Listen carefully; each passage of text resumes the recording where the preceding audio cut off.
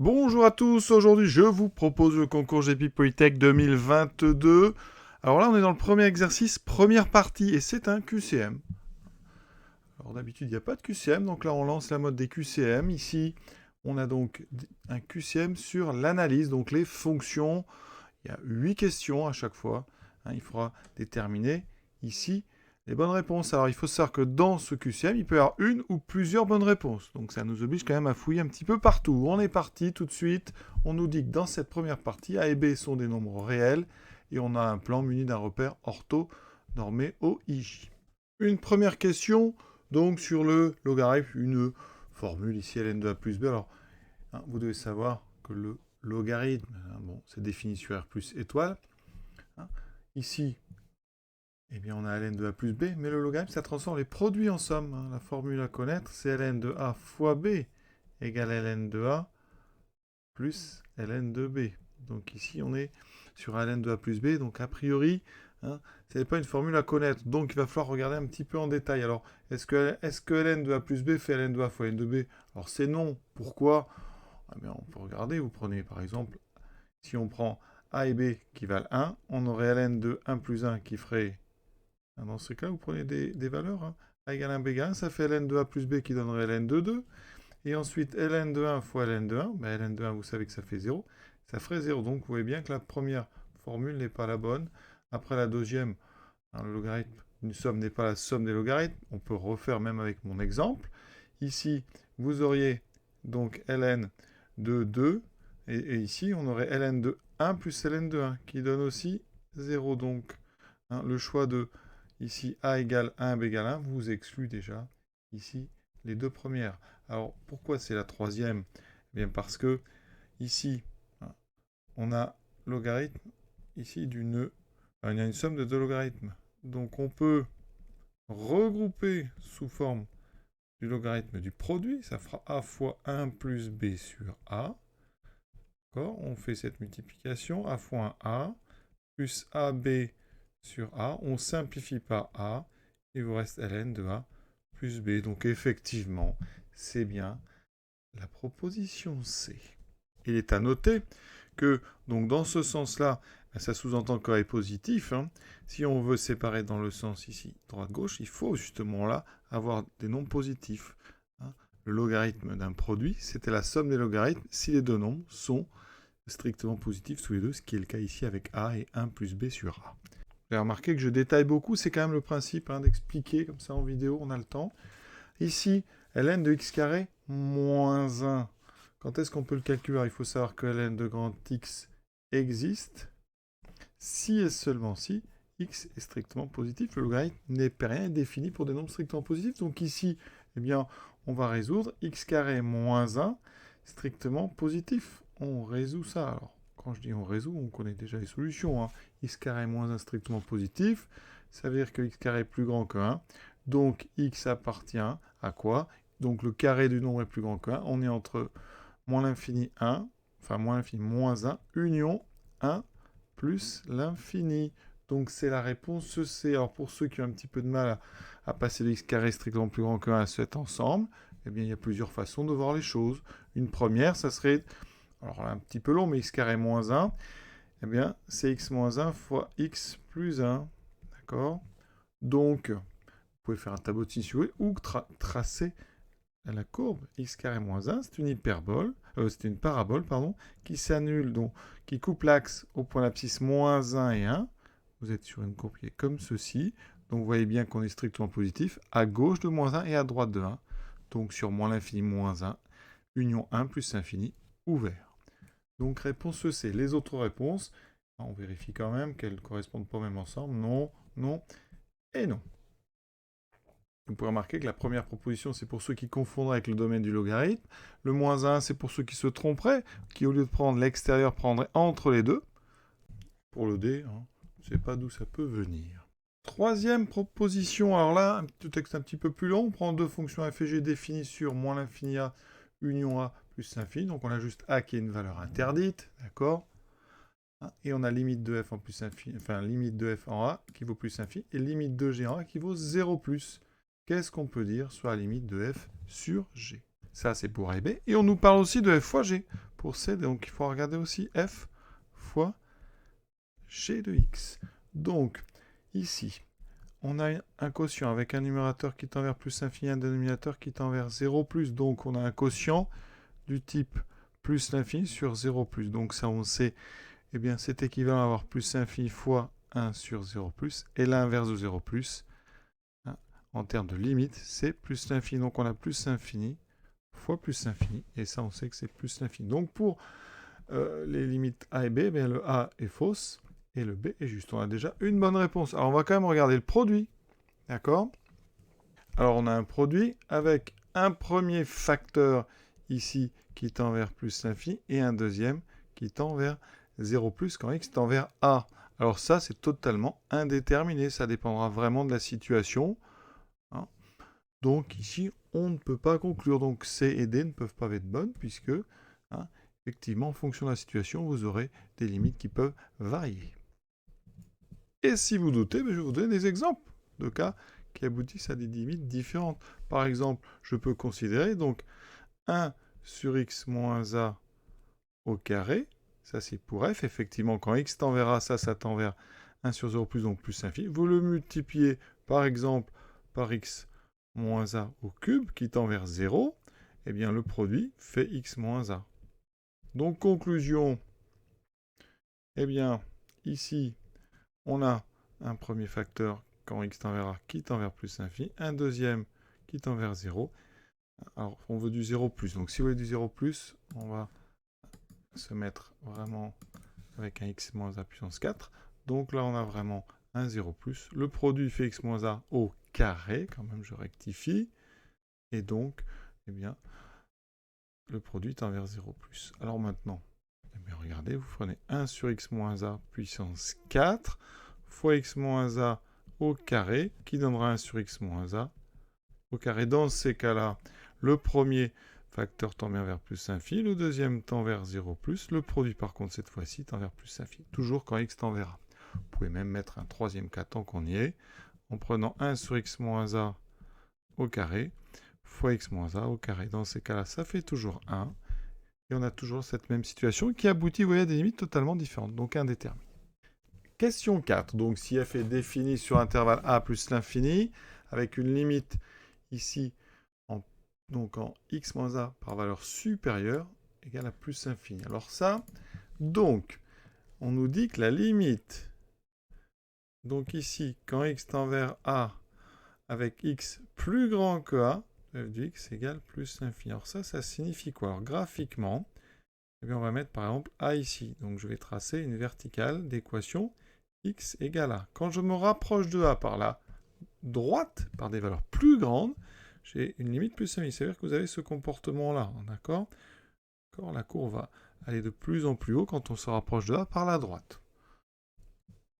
Donc, parmi les trois propositions qu'on nous fait, la courbe représentative de f admet une asymptote horizontale. Ça, eh bien, rien ne nous dit ça dans le texte. Donc, ici, ça n'est pas A. La courbe représentative de f dans le repère admet une asymptote verticale. Oui, hein, ici, cette position-là, ça veut dire que la courbe ici va se coller de plus en plus sur cette droite verticale. On dit donc que cette droite est une asymptote verticale. C'est donc la réponse B. La fonction est décroissante. Alors non, pour plein de raisons. Alors, j'ai fait un schéma où elle paraît décroissante. Mais ici, imaginez, c'est votre asymptote. Vous pouvez, très bien faire comme ça au début. Et après, par contre, osciller, d'accord? Donc, votre fonction n'a pas de raison d'être décroissante. Elle peut, comme ça, se rapprocher de l'asymptote avec des petites vaguelettes comme ça, hein, qui sont vraiment très, très difficiles à voir. Mais vous pouvez avoir comme ça des courbes très, très tordues, hein, d'accord? Donc, aucune raison que la fonction soit décroissante. On va donc ici mettre ceci. Alors après, vous avez des fonctions, par exemple, si on prend 1 sur x moins a, eh bien vous avez exactement ce comportement, hein, avec ici x égale a, on a une hyperbole, hein, d'accord, et qui aura cette forme-là, d'accord. Alors effectivement, celle-ci, elle est décroissante. Mais si vous mettez par exemple x, 1 sur x moins a, plus, par exemple, x, quand x tend vers a, ça tendra vers plus l'infini, et par contre, vous pouvez vérifier ici en traçant la courbe, vous aurez après, hein, vous n'aurez pas cette forme-là ici. Vous allez la voir, je vais vous montrer sur GeoGebra. Donc voici 1 sur x moins 1. Vous voyez, quand on s'approche ici, on a une asymptote verticale. On peut prendre 1 sur, donc x moins 1, plus x. Vous voyez, c'est ce que je vous annonçais ici. Eh bien, on a effectivement une asymptote verticale, mais par contre, après, la fonction est croissante, vous voyez. On continue. Question 5. 2 questions en une. Alors, f est une fonction définie des ratios R telle que f de 1 égale 3 et qui vérifie f' plus 2f égale 4. Ça, c'est une équation différentielle. Hein, équation qui est y' plus 2y égale 4. Alors, on sait la résoudre. Pour l'instant, on n'a pas forcément besoin de le faire puisqu'on ne nous demande pas. On nous demande combien vaut f' de 1. Alors, si on utilise cette relation qui est valable pour tout x, hein, pour tout x appartenant à R, on vous a dit f' de x plus 2 fois f de x est égal à 4. Donc ça veut dire que f' de x, c'est toujours égal à 4 moins 2 fois f de x. Comme c'est valable pour tout x, eh bien j'évalue ça pour x égale 1. J'obtiens f' de 1 égale 4 moins 2 fois f de 1. Or, f de 1, on vous l'a dit, c'est 3. Ça fait donc 4 moins 2 fois 3. 4 moins 6, ça fait moins 2. Donc la bonne réponse, c'est la réponse petit a. Maintenant, on vous demande une équation à tangente à la courbe au point d'abscisse petit a, enfin au point d'abscisse 1. Alors nous, qu'est-ce qu'on a? On sait que f' de 1 égale à moins 2, on vient de le montrer, et on a aussi f de 1 égale 3. Alors on peut déjà trouver avec ça sans chercher l'équation. Déjà la pente doit être égale à moins 2. Donc là, vous avez ici une pente de 10. Oui, donc ça, c'est pas bon du tout. Ici, vous avez une pente de 1. Ça n'est pas bon. Par contre, là, une pente de moins 2. Ici aussi. Donc la différence, c'est que pour x égale 1, on doit avoir y égale 3. Donc je regarde. Ici, je fais moins 2 fois 1, ça fait moins 2, plus 3, ça fait 1. Donc ça ne va pas. Ici, hein, on n'aurait pas f de 1 égale 3, parce que ce qu'il faut bien comprendre, c'est que votre tangente au point d'abscisse 1, elle passe par le point d'abscisse 1. D'accord? Alors si vous avez un petit problème avec ça, vous trouvez l'équation. Y égale f' de 1 fois x moins 1 plus f de 1. Voici l'équation. Donc ça me donnera moins 2 fois x moins 1 plus 3. Donc y égale moins 2x plus 2 plus 3, moins 2x plus 5. Donc effectivement, c'est la réponse G. Question 6. F est une fonction dérivable sur l'intervalle AB. Et C est entre A et B. D'accord? La courbe représentative de F dans le repère admet au point d'abscisse C une tangente horizontale. Qu'est-ce qu'on peut en déduire? Donc on va faire un petit dessin, ça sera plus simple. Alors ici, on a une tangente horizontale. Donc vous êtes sur un intervalle AB. Vous prenez un point C entre les deux. D'accord? Donc C est entre A et B strictement. La fonction a une tangente horizontale en C. Donc on va la mettre quelque part. Voilà. Qu'est-ce qu'on peut en déduire? On a uniquement cette information au point d'abscisse C, on a une tangente horizontale. On n'a rien d'autre. D'accord? Alors qu'est-ce qu'on peut dire de ça? Tout d'abord, si on veut être rigoureux, C appartient à l'ouvert. La fonction est dérivable sur justement l'ouvert. Et vous savez qu'il y a une tangente horizontale. Donc tangente horizontale, et bien on en déduit ici que f' de C est égal à 0. Donc on a déjà trouvé une bonne réponse. Alors attention, il peut y avoir d'autres. F de C égale 0. On n'en sait rien, on ne sait pas du tout où est le point qui correspond à cette tangente. Donc ça, non. Est-ce qu'il y a un maximum? Eh bien non. Une dérivée peut s'annuler sans qu'on ait un maximum. On appelle ça ici un point d'inflexion. La courbe peut être comme ceci, vous voyez. On peut arriver comme ceci, et après avoir une petite zone avec une tangente horizontale. Voilà ce qu'on appelle un point d'inflexion. Je ne l'ai peut-être pas assez marqué, mais voilà. Vous n'avez pas forcément ici un minimum ou un maximum. Vous pouvez avoir donc cette fameuse position qui est comme ça, comme la fonction par exemple cube en 0. Donc f n'admet pas forcément un maximum ou un minimum local. F de x égale c admet une unique solution sur l'intervalle AB. Ben non, parce que la fonction n'est pas forcément strictement croissante. Hein. On a dit, il peut y avoir un minimum. Donc on peut avoir une courbe comme ceci. On peut avoir une courbe comme ceci. Donc il y a f de x égale c. En plus, c n'a pas de rapport avec f. D'accord? Hein? C, c'est une abscisse. Alors que f de x égale c, on considère c comme une ordonnée. Donc cette proposition c n'a pas vraiment de sens pour la question. Septième proposition, on prend une fonction continue sur un intervalle, l'intervalle AB. Quelles sont les propositions vraies? Il peut y en avoir plusieurs. Si f de a fois f de b est strictement positif, alors f s'annule sur l'intervalle AB. Alors, ici, on a une fonction continue. Alors, ici, imaginons, ça, c'est le point, donc, qui correspond à petit a. Donc, un point de coordonnée, par exemple, A, f de a. Alors, on va prendre un premier cas où f de b est plus grand. Donc, la courbe part de là, finit en B de coordonnées B, f de b. Elle est continue. Hein. F de a fois f de b est positif. Donc, ça veut dire quoi? Si f de a fois f de b est positif, ça veut dire que f de a et f de b sont de même signe. S'ils sont de même signe, ça veut dire eh bien, que l'axe horizontal est soit au-dessus, soit en dessous. Donc si f de a fois f de b est positif, alors f ne s'annule pas forcément. D'accord? Vous pouvez avoir une fonction, je vais vous faire un exemple ici, l'axe abscisse. On prend une courbe ici qui part de notre point A pour arriver à notre point B. D'accord? Et qui fait comme ceci. Voilà. Il n'y aura pas forcément une solution f de x égale 0. Alors ça pourrait, hein. Rien ne nous dit que la courbe ne fait pas ceci. Mais ici, ça n'est pas impliqué par ce qu'on sait, donc le A est faux. Ensuite, si C appartient à AB, f de C est compris entre f de A et f de B. Eh bien non, regardez ma courbe jaune, l'image d'un point qui est entre les deux, eh bien peut être ici plus haut, si votre courbe, comme ça, elle a un sommet qui va dépasser le point B. Donc c'est pareil ici, ça c'est faux.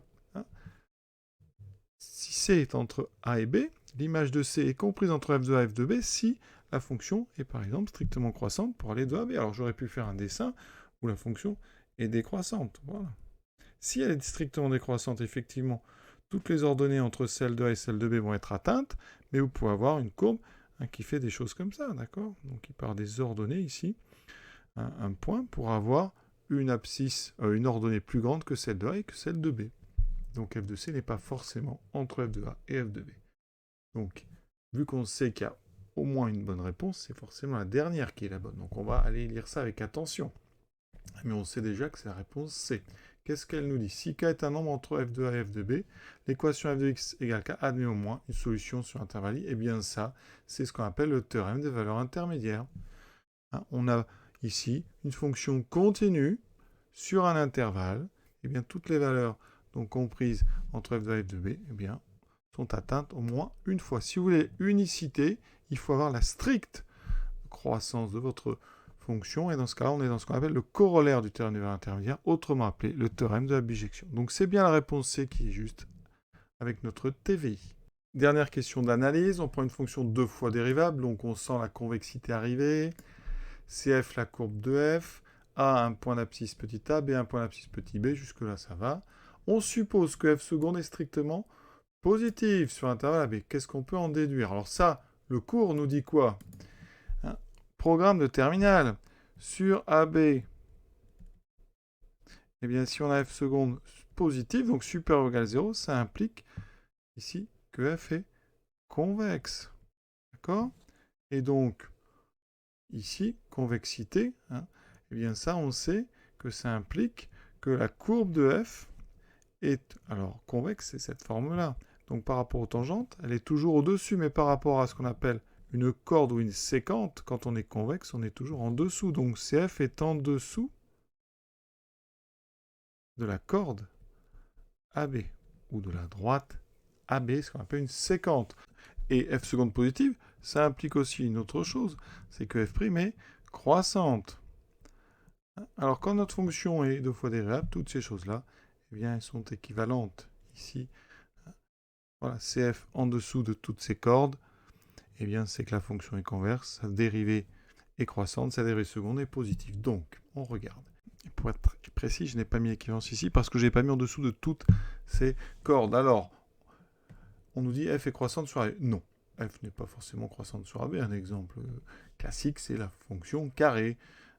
Sa courbe sur R, c'est une parabole, et il y a une partie décroissante, et pourtant, votre dérivée seconde est toujours égale à 2, donc toujours strictement positive. Donc le A est faux. F' est croissante, oui. La croissance de la dérivée, c'est de la convexité de la fonction. Donc ici, la B est vraie. F est convexe sur AB, c'est vrai aussi. Vous voyez là, il y a deux réponses qui sont vraies pour l'instant. CF est en dessous du segment AB, eh bien c'est vrai aussi. Et donc on a trois réponses qui sont vraies ici, et une qui est fausse. Et voici cette première partie sur l'analyse et notre QCM terminée. À très bientôt pour la suite.